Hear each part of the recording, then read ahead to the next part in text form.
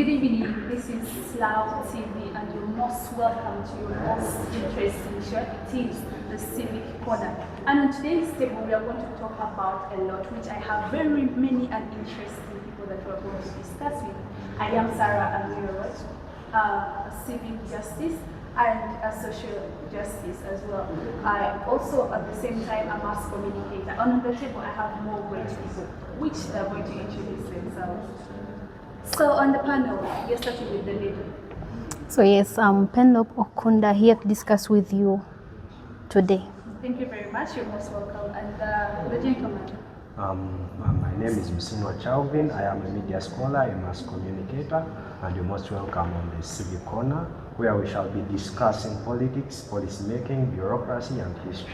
And yes, that was so great.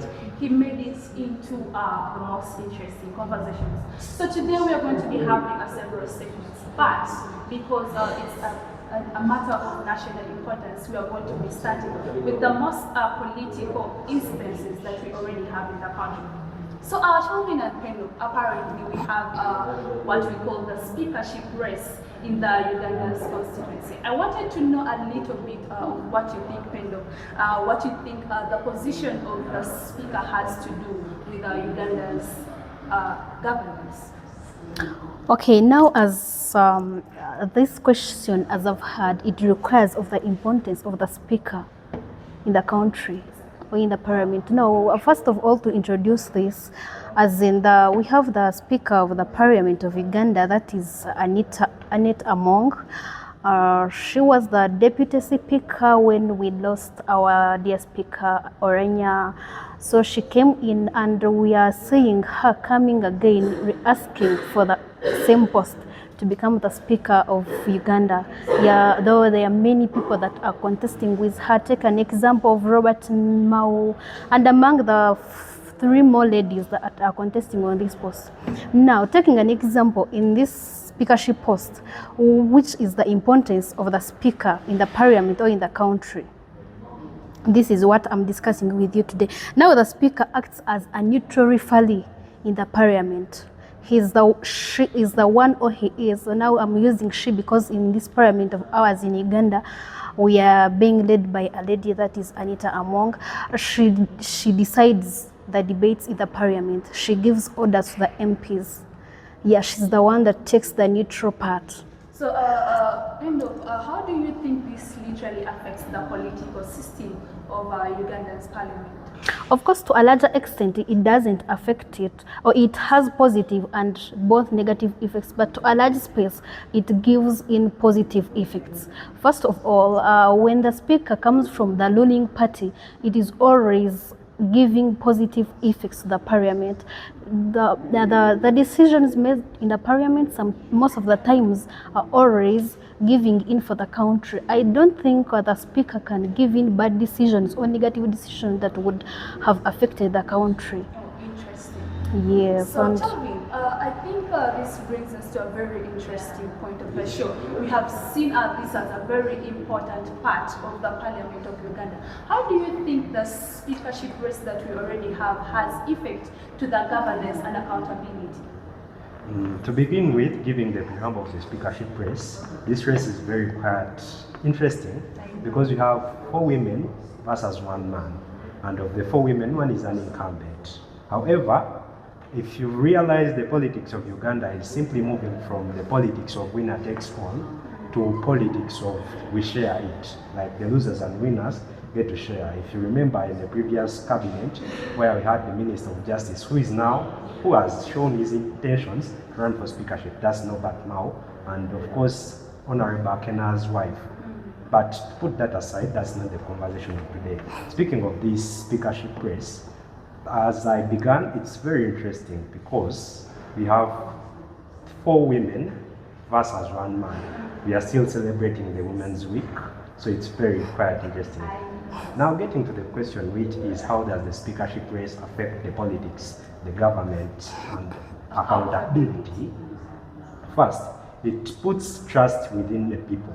If the speakership race is seen as a fair and free one, to the people, they will have trust in the speaker, the elected speaker. If the people trust the elected speaker, then they definitely trust the parliament. It means they will fall in love with the parliament.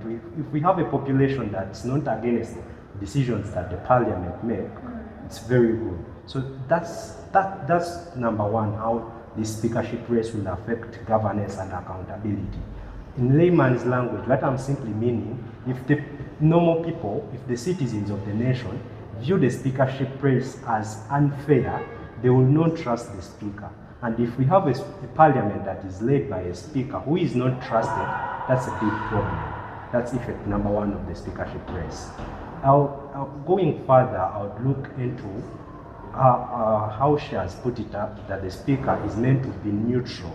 So if the people, the normal people, the citizen, when I say normal people, I am literally meaning the citizen, view a speaker as a partisan speaker. Of course, in this case, all the people that have shown intentions to run for speakership are partisan. So it's up to them to show us how non-partisan are they, how neutral could Norbert Mao be, how neutral could the incumbent speaker be.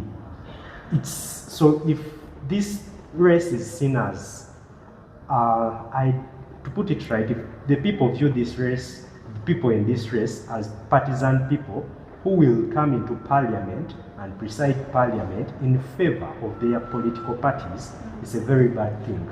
Sheldon, you mentioned something very important, in favor of their parties. Are you trying to tell us that the people who have come for this particular speakership race have in different political parties, and how is that going to affect the incoming speakership opportunity? Of course, we see in this race the main two who, okay, I don't know how to put it without undermining the other three. Which we have to put them in the same But level. the main two people are Norbert Mao, who is currently president of a political party. And we have Anita Mo, who is also on the sake of a political party, actually the ruling party. So it is very hard for them to convince the people, the normal people, we the citizens, that they are going to preside over the parliament in a neutral way. It is very hard to tell me that a SEC member of NRM would not be subjected to their party's interest. And it is actually harder to tell me that a president of a political party, in this case the DP, would preside over the parliament in a neutral manner. Of course, he will always put his party's interest on the forefront. So Kelvin, that reminds me, in your very first minute of speech, if I was okay, you mentioned the upcoming participants in this very race as being 4 ladies and 1 man. If we are to look at it compared to how the things are running on ground, what do you think it has to show the society, Ugandans, let me say the normal citizens, about what is happening in the parliament? Because if we have 4 women and 1 man coming for this speakership race, don't you think in any way it gives an upper hand to one side than the other? I would not say I would not state it that way. For very many generations and years, this is what we've been fighting for. Exactly. Like the equality, to uphold women. That's why I began my statement by saying it's a very interesting race where we have 4 women versus 1 man. Women are proving day by day they are capable of leading. So and of course, just see as capability. yes, and of course, if you look at Ugandan parliament, I think the Tenth Parliament is one of the most respected parliaments, and we should not forget that it was presided over by a female speaker. So, Pendo, Children mentioned something a bit earlier when he told us that the fact that the 2 people that, I mean, out of the 5, we have 2 people that are coming into the speakership race that we look at, it looks as if the road is between them. And what matters most is one person is from the other party, which is the ruling party, and then the other one is from the opposition party. So I would love to ask, don't you think that the dominance of NRM already being in the ruling party has something to do with the effect of the upcoming speakership? Now on But this the fact point, that the person who is already incumbent is on the same party, and the people who are coming, we already have oppositions.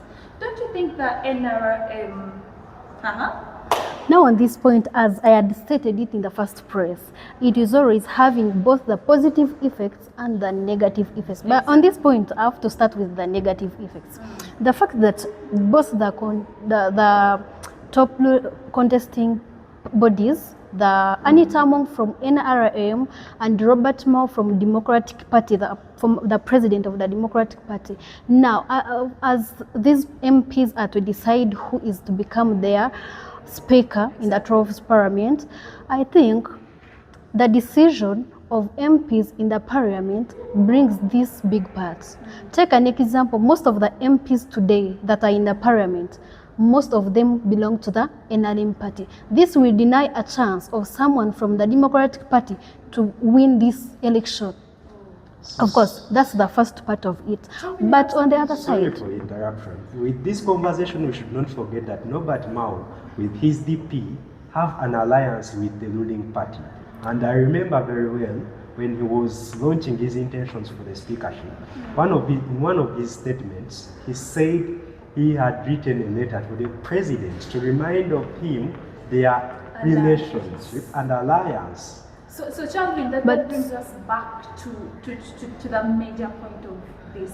I'm trying to find out what be their dominance of the NRM, because from statistics we all know what is happening apparently in the parliament. So from statistics, don't you think that there is a possibility of dominance coming in, since it is the ruling government and even the incumbent speaker is from the same government? Of course, about this point, it must be there, because you can't convince me that NLM MPs will stand up in parliament and vote the president for Democratic Party. Of course, they have to favor their party, that is the ruling party NLM. So tell me, what do you think about that? Speaking of dominance, as she has put it right, dominance must be there. That's the entire essence of it being the ruling party. Exactly. It is meant to dominate. That's why we call it the ruling party. So how do you think it's going to affect the outcome of the speakership race? Of course, what do we expect as citizens? Of course, the NRM has already decided who becomes the speaker, and I don't think it will be any different even this time. So whatever the sake of NRM, but we should not forget that Anita Among is a member of the SEC, whatever the SEC where Anita Among sits decides is what will be the outcome of the election. And according to allegedly, as many investigative journalists have put it, that in a meeting that sat in Rajpura, the SEC decided they will be at the back of Anita Among as the speaker and Tayewa as his deputy. I actually disagree with that, because of course these people have to be on the side of their party. That's the reason to why they may have said they are behind Anita Among. Just this one limits the chances of the opposition MPs to vote for their party. Take an example, the Democratic Party, that where Mao is standing from. It just limits their decisions and chances. But for the sake of the SEC members to be behind Anita Among, they are just folding across their their loading party, their party. Because even if it was me, why would I vote for Democratic Party and I leave my own party, that is the ruling party NRM? I don't like it when you put up Norbert Mao as an opposition member, because his party has an alliance with the ruling party and he is the Minister of Justice. But this is getting interesting. Just to remind you, this is called the Civic Corner, where we give you the most interesting stories within Uganda and even above concerning our political analysis. Just like I said, these are very great personalities that have taken their time to understand what politics looks like in Uganda and beyond. So Calvin, before we went to Penlock, I wanted to understand, with Anita Among being the incumbent, do we have chances that she may have an opportunity to retain her seat, or you're looking at possibilities of having changes, because why not? The chances I'm not great at mathematics, but I would say 65% are the chances that she is returning us. And let us have justification for the 65%. One, she is the incumbent. It means she knows her way with Parliament. She knows who to call, who to contact, and all that. And being the incumbent speaker, she has money. I would not like us to put money away from this conversation. A moment with that. Does that mean that as the citizens of the country, we have to look at this speakership race as something that is around the money or around the financial status of the person who is coming for the speakership race? Of course, what backs up any campaign, any great campaign is backed up by money. Which don't you think that the other participants or the other people coming for the race also have it in mind? They do have money, but I would not say, for example, Pasias Namuganza, who is also NRM, by the way, she can have the same amount of money at her disposal with the incumbent speaker. Exactly. It can't be. So that means... That's why in the very first place, Norbert Mao and Aline Hamon are the top candidates. Because Norbert Mao is the outgoing Minister of Justice, that means he is also loaded, and so is Anita. So, before we bring this segment to some few minutes of rest, what do you think is about to come with this speakership race? Of course, to me, as I just think 50-50, Anita Among may retain her position or Norbert Mao may take over. And this is getting interesting. Just to remind you, this is the Civic Corner, your most interesting place to understand political analysis within Uganda and beyond. We are going to take a short break and we shall be back. Thank you very much for watching.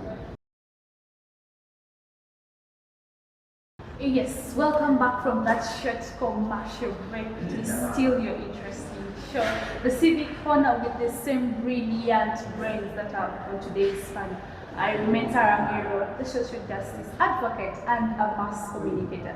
So as we left Uganda's political analysis, we are going to be diving into the international analysis. And that is going to be taking us into the major seasons that is happening into in the international arena. So, Chalvin, apparently we had the US and Israel attacking Iran, and this has been a very big question that has been running throughout social media, and this has been affecting a lot of people, a lot of societies, a lot of countries that are related to these the major powers, I could call them. So literally this is bringing me into a conclusion that we have a lot of nuclear effects. We have effects on oil. We have a lot of things running through. So I wanted you to let us know, how far has the UN handled this? Because I literally think they have to do a lot when it comes to this. Of course they are meant to. Anyway, to give a preamble of the war is Iran versus Israel. Israel, of course, allying with their good friend America. Now, for starters, if you don't know or if you are to remember, last year they had an outburst of 10 days. And the major cause of this war is actually nuclear. According to Israel and their friend America, they think that Iran owning nuclear power is very dangerous to the region. So that's why they are attacking Iran. That's why landed on airstrikes that have literally claimed lives, including the supreme leader, or now we could say the former supreme leader of Iran. Now, getting back to the question on how UN is handling the Iranian question. Exactly, because we expect them to do. Over the weekend, I was seeing a speech of the UN Secretary General, Antonio Guterres. Forgive me if I'm pronouncing the name wrongly, but that's according to my English teacher. I was seeing him and he was urging the two nations to go into diplomatic relations, as in to go into peace talks. And then on a very controversial side, I saw the controversial president of USA. Of course, he is always controversial. He says he wants an unconditional surrender from Iran, which is actually not good. But the question should be, how is UN meant to respond? Because in the queue of things, they are doing, say, nothing, apart from being backing dogs that are not biting. The UN has capability of raising armies from different nations and put an end on this war in that way, by force. So tell me, if they have the ability to raise the number of armies they need as the UN, what do you think is the major problem, or what do you think is delaying them from doing it? Because we are seeing the war, it is escalating and it is affecting a lot of people. I think what's delaying is the fact that America is part of the Security Council of UN. And America, in this particular case, is one of the aggressors. The other day I was seeing a political talk show where someone said they should remove international law from the courses studied at university and instead replace it with American foreign policy, which is quite funny. But getting back to how UN should respond to this war. Again, the UN is capable of having the leaders of these nations sit in a quiet room, discuss things diplomatically like real men. UN, of course, UN is again mandated with the powers of making what I would call research on the war crimes that are ongoing in Iran. Of course, I was reading a story in Daily Monitor the other day, and the story was saying residential areas are being targeted, which should not be a case in the war, because there is no reason why you're hitting on citizens that are not carrying weapons. Like, why should you, as men in uniform, why should this be happening? So, Chalvin, I think I'll get back to you. To you, don't you think other countries, African countries, of course, maybe Uganda inclusive, don't you think we have to be worried about this war, or do you think in any way we are going to be affected? Because from the look of things, it is escalating time and again. Every morning we have news, every morning we have a lot of things coming in. So as Ugandans, don't you think we have an effect, or we have to be scared or something? Of course, as African countries, including Uganda mainly, we should be worried about this war, because as this war escalates, as everything increases, we as African countries, we are affected in many ways or the other. First of all, the rise of fuels or prices of fuels. Many African countries import oils from abroad, from other countries that are being affected by the war. So in case this war escalates and comes on and affects different countries, the prices of oils will increase, transport will increase, and when transport increases in these African countries, almost everything is down, because we have to transport everything. We as human beings also need to be transported. We need transport to move from one place to another, move from our homes to other homes. Also, another point is the high costs of living.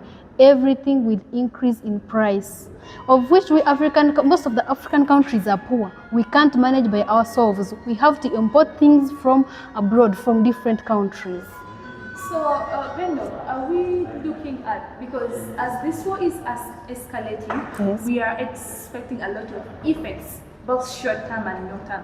What do you think is going to be the long term effect of this war? Because the way I'm looking at things, it looks like the countries that are going to be part of this collaboration with other countries which are already in the war are also going to be affected at the end of the day. So what do you think is going to be the long term effect of this? First of all, as African countries, as this war comes on and escalates, we are receiving economic pressure. Yeah, as I've told you, African countries are poor. We are poor, including Uganda. So as the war continues, we are receiving economic pressure. And the second point of it, we are losing the lives of our loved ones. Most of the soldiers from African countries are in those countries serving as security guards. Some people are there for education. Our own very people from African countries are being affected from those wars, So from tell those me, countries. I promised to come back to you. This war was majorly between Israel and Iran. But the way it is looking to me, it is as if US is taking a very greater advantage in this. Why do you think UN decided to be part of this particular war? And to what extent do you think if they had removed themselves or withdrew themselves from the war, would it actually make the war less better, or what effect do you think US would have to this? Before I get to my question, allow me to put out very important information on our question. I was reading a story in Daily Monitor the other day. According to research that was made last year, our country, Uganda, had 44% of its export from the Middle East, which is bigger than both the COMESA and the East African community combined. By the way, over the weekend, our president was made chair of the East African community. Congratulations to us. So back to how US enters into Israel and the Iranian war. If you're a close follower of Israel, US has a bigger hand in the formation of Israel. Remember, that should be a story for another day or a conversation for another day on how Israel came to be present. But if you know, US played the upper hand. And since then, US is like, how should I say, a father to Israel. So whenever your son is attacked or your son's life feels threatened, it calls for direct involvement of the father. In this particular case, which is the US, they are okay. Put it in the military language, they are military allies. They have military pacts that if Israel ever gets any security fears or tensions, USA is mandated to directly involve into this. And the other reason, of course, the biggest reason of this war is nuclear.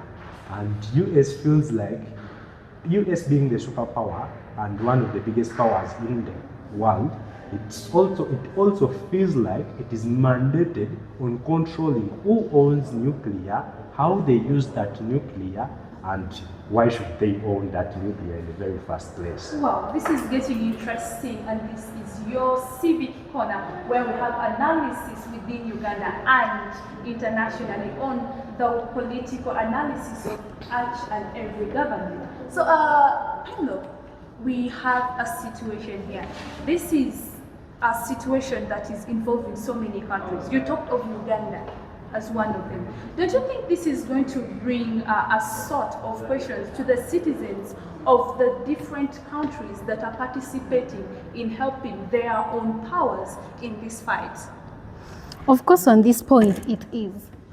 Many countries, as I've said, are to be affected if this war escalates. So should this be a sort of fear that maybe the war would one day reach us, or should it just be a sort of us thinking of the type of leadership we have and how to handle issues? Not only blaming leadership, but it must be a fear in everyone's mind about this war. Exactly. So Chelvin, this war to me is looking more of power, nuclear, money, who has which amount of money to support which group of people with what type of arms. And looking at the countries that are really involved, we have some of the countries that are so meager when we come in terms of economy. So don't you think this would look like a sort of economic exploitation by the powers that are providing the money or funding this war? Definitely, it would be an opportunity. Not forgetting that Iran controls a strait where 20%, as in 20% of the world's fuel passes. So I think, I would say this is the real cause of the war, according to my own analysis, exactly. Away from the guise of nuclear and whatever the US is telling us. I would feel like the bigger question of the war is who controls the bigger petrodollar. And if Iran controls that, who controls Iran? Who does Iran answer to? Does Iran work in favor of the foreign policy of America? Can it work it out? And is Iran willing to bow down to America? Yes, our viewers, as you can see, these panelists are very informed and they have the exact information you would love to know on what is happening. And this will continue to be the best show you will have to listen to and watch every minute. So, Chelvin, before we end this segment as well, you talked about Iran having to maybe know if they have people to answer to and if there's any way they are affected by the other powers.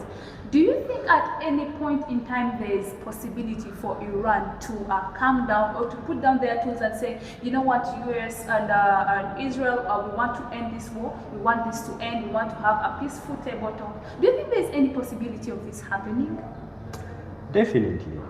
Every war ends with a diplomatic session. Interesting. After soldiers fighting, killing each other, then men in suits come up, talk things out in a good manner. So by after soldiers fighting and dying, men in suits coming and talking on the table, does that bring any form of political image that we have apparently in our countries and the other international countries? In that I'm trying to mean, do you think the army or the people that are trying to fight this war are being used and are waiting for a better platform to come and talk? Exactly. I think, as I earlier said, if you're a scholar of history, you realize that every war that has ever been fought on earth, it ends with a diplomatic meeting where men in suits who can bear use guns or knives, sit down and talk it out. And I don't know why we should always wait for the war. Why can't we have that? Okay, that should be a question for another day, a conversation for another day on the Civic corner. Of why should we wait till it escalates into a war? Why can't these men talk it out? That reminds me of a radio show that I listened to. Okay, it's a bit funny. They were suggesting that why shouldn't world leaders get into a boxing ring and fight each At other once. instead of involving the citizens? And that gets a little more interesting when we have Chalvin on the panel. Yes,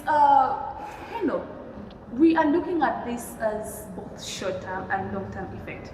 And when we are looking into the history of the world, a lot has been happening. We have had a lot of revolutions, a lot of coups, and here we are having a very big fight between big powers. What do you think this is going to have as effect to the history of the world? Of course, this has been like this ever since I stepped in this world.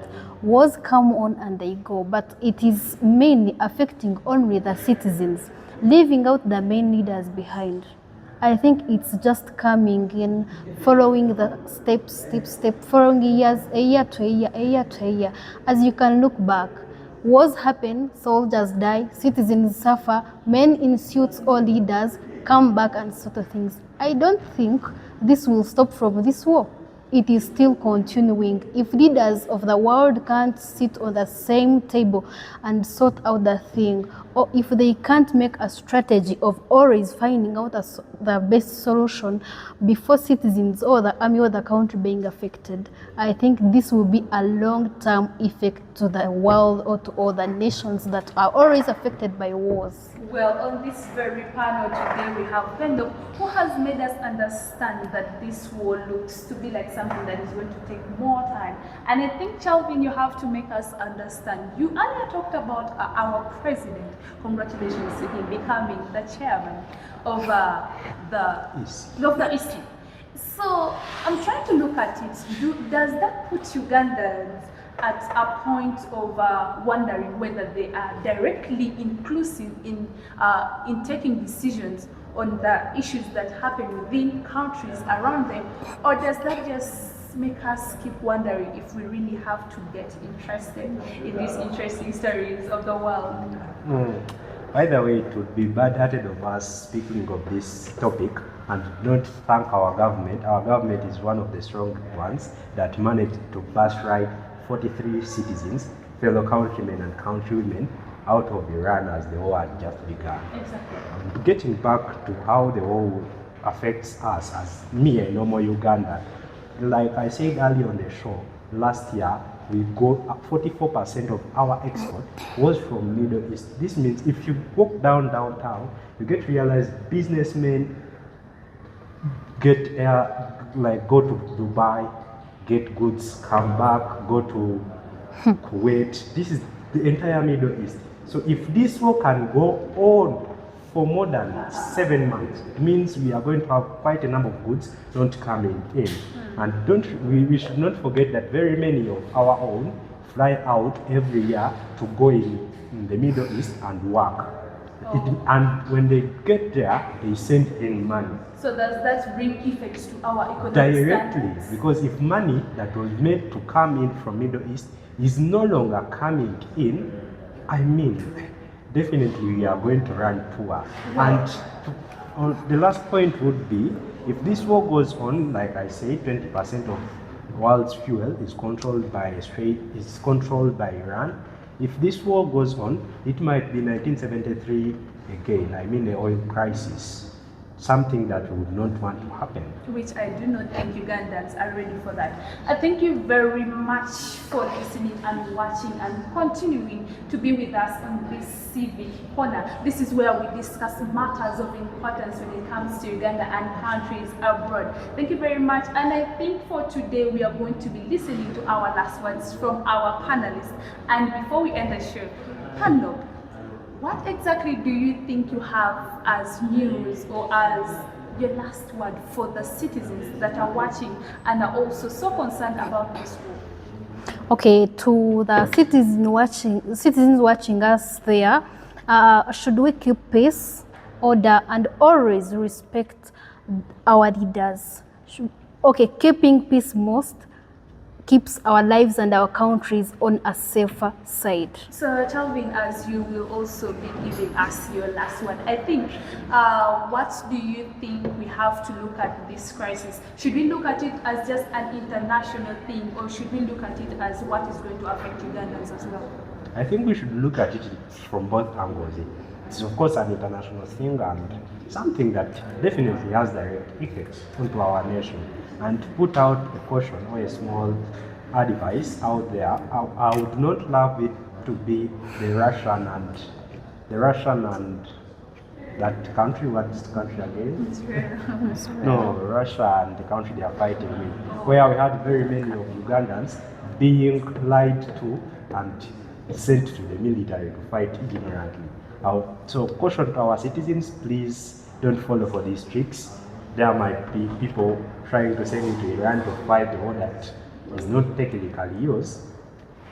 Be aware. Thank you very much, Calvin. And this will bring us to the most important part of the show, and that is thanking you very much for tuning in. And we will be expecting you another time. It has been nice and it has been so beautiful having these beautiful brains on today's panel. I remain Sarah Mero, the host of this very show, the Civic Corner. We will see you another time. Stay tuned. We love you so much.